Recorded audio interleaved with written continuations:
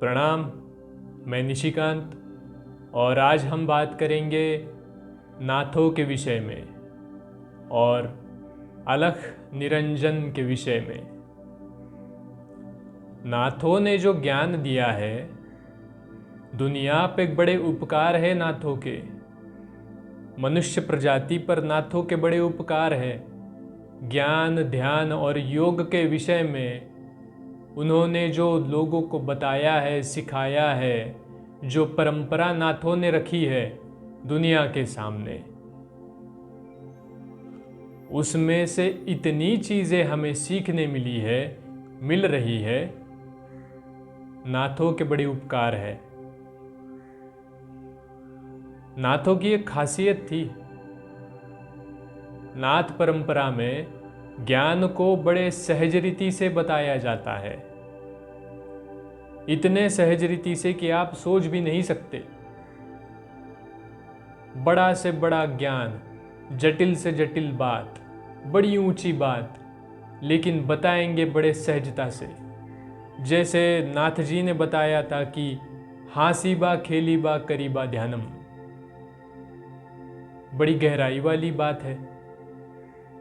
ध्यान का अनुभव है कि परम अवस्था को कैसे पाया जाए ध्यान करके। ध्यान कैसे होगा? तो हंसते खेलते ही होगा। अगर आके बैठ जाओ कि हमें ध्यान करना है, जबरदस्ती से बैठो तो ध्यान होता नहीं। ध्यान करने से नहीं होता, अपने आप हो जाता है, हंसते खेलते होता है। यही नाथों ने बताया और बड़ी सहजता से बताया, हंसते खेलते ही बताया कि हासी बा खेली बा करीबा ध्यानम। ऐसी ही एक बात और है, इससे भी ऊंचा अनुभव, इससे भी जटिल बात नाथों ने बड़ी सहजता से बताई है। और न जाने आज तक लाखों करोड़ों बार इसको दोहराया भी होगा, आपने भी सुना होगा, अलख निरंजन। अलख निरंजन का अर्थ क्या है? अगर आप इसे व्याकरण के हिसाब से देखो, शब्दों के हिसाब से देखो, भाषा के हिसाब से देखो, तो बड़े अलग अलग अर्थ होते हैं, आप निकाल सकते हो। लेकिन आज मैं यहाँ पे आपको बताना चाहूँगा कि किसी भी संत की, सिद्ध की, महात्मा की वाणी शब्दों से परे होती है, व्याकरण से परे होती है। उसे किसी भी भाषा में बांधा नहीं जा सकता। अलख निरंजन ऐसी ही चीज है, ऐसी ही बात है जो बड़ी गहरी है, लेकिन हमने उसे व्याकरण में बांध के बड़ी छोटी कर दी।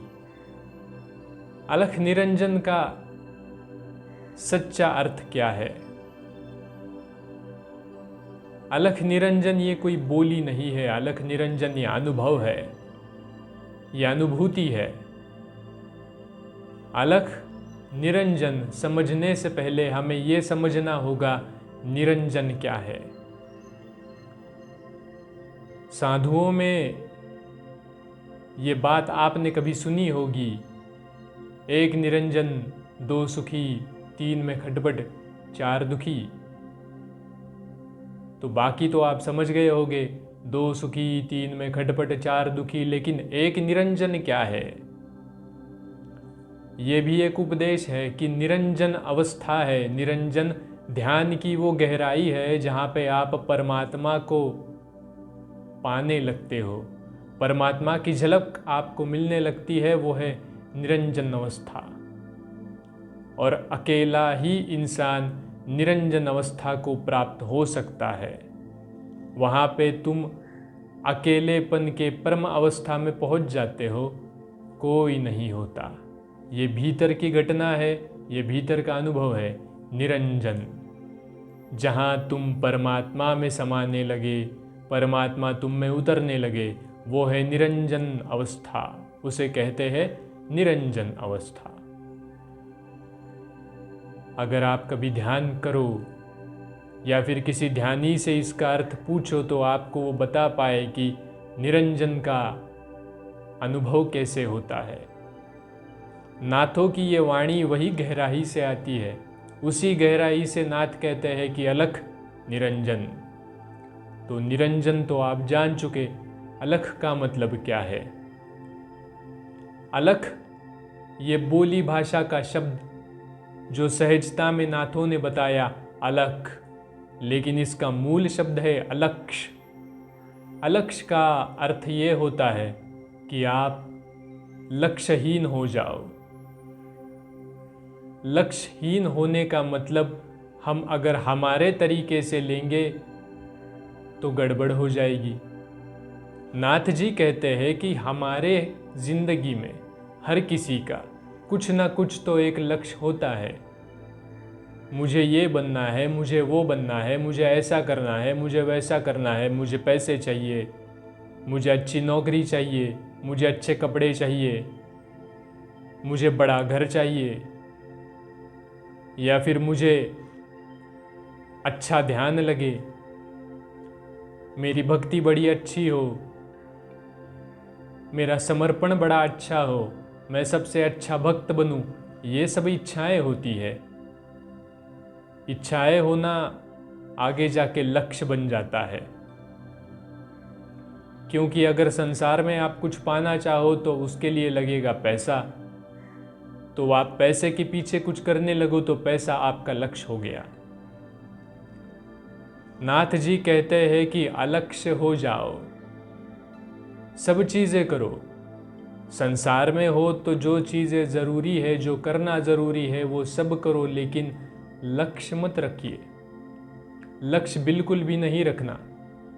जैसा हो रहा होने दो, जैसी प्रभु की इच्छा, जैसे भगवान की मर्जी वैसे ही होगा। अगर इस भाव से आप चलो और कोई लक्ष्य ना रखो, तभी आप निरंजन अवस्था को प्राप्त हो सकते हो। सिर्फ गाड़ी, बंगला, पैसा, दौलत, इसी चीज़ों का लक्ष्य होता है क्या? तो नहीं। जाप, ध्यान, श्रद्धा, भक्ति, पाप, पुण्य, इन चीज़ों का भी लक्ष्य होता है कि मैं ज़्यादा पुण्यवान बनूं। ये भी एक लक्ष्य है। मेरा अच्छा ध्यान हो, ये भी एक लक्ष्य है। और ये भी बाधा है। किसी भी तरीके का लक्ष्य अगर आप रखते हो, इच्छा मन में रखते हो, वो फिर चाहे अच्छी हो या बुरी हो, जहाँ पे इच्छा है वहाँ दुख है। नाथ जी ने बताया है कि पूरे संसार में दुख एक ही चीज के वजह से है, वो है इच्छा, लक्ष्य। लक्ष्य को पाने की इच्छा, और इच्छा है तुम्हारा लक्ष्य। नाथ जी कहते हैं कि अगर इस लक्ष्य को ही तुम मिटा दो, अलक्ष्य हो जाओ, तो निरंजन बनना कोई मुश्किल बात नहीं। इतना गहन ज्ञान, इतना गहराई वाला अनुभव,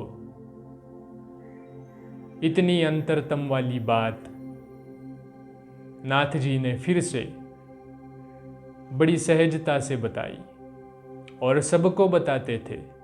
आज भी नाथ परंपरा में किसी नाथ बाबा से, योगी से, किसी भी साधक से, सिद्ध से, आप नाथ संप्रदाय में किसी भी महात्मा से मिल लो, एक ही बात होती है, अलख निरंजन।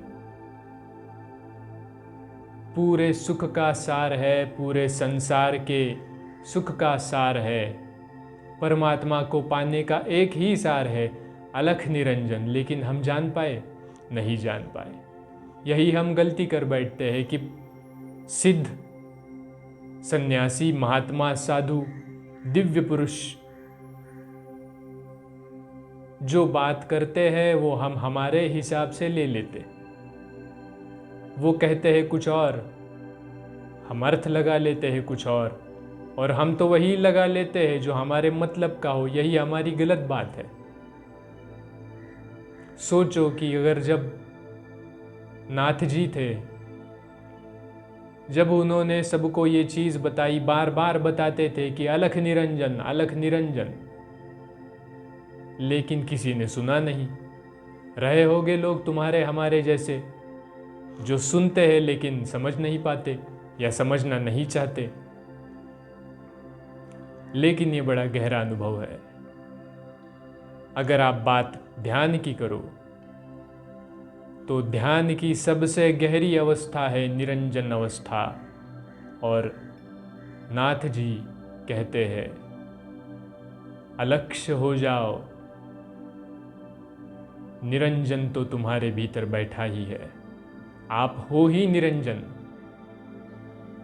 आप हो ही उस स्थिति में पहले से ही हो, लेकिन आप अलक्ष्य नहीं हो पाते, इसीलिए परमात्मा को नहीं प्राप्त कर सकते। यही नातों का सबसे बड़ा उपदेश है, अलख निरंजन। हर हर महादेव।